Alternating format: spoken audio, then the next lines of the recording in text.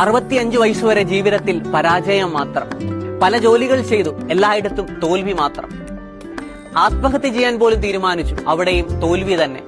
1004 റെസ്റ്റോറന്റുകൾ അദ്ദേഹം കയറിയിറങ്ങി തന്റെ ചിക്കൻ വിൽക്കാനായിട്ട്. എല്ലായിടത്തും തിരസ്കരണം മാത്രമായിരുന്നു സമ്മാനം. പക്ഷെ വിധിയെ പഴിച്ച് മാറി നിൽക്കുവാനായിട്ട് ആ മനുഷ്യൻ തയ്യാറായിരുന്നില്ല.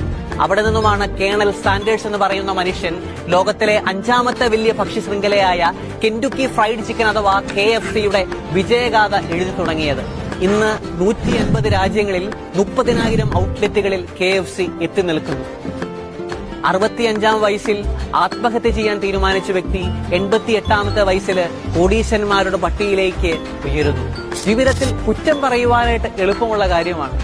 4 അല്ല 400 പേര് നിങ്ങളെക്കുറിച്ച് കുറ്റം പറഞ്ഞേക്കാം, തളരരുത്. 4000 പേരെ കൊണ്ട് നല്ലതെന്ന് പറയിക്കാനായിട്ട് അങ്ങ് പ്രയത്നിച്ചേക്കണം.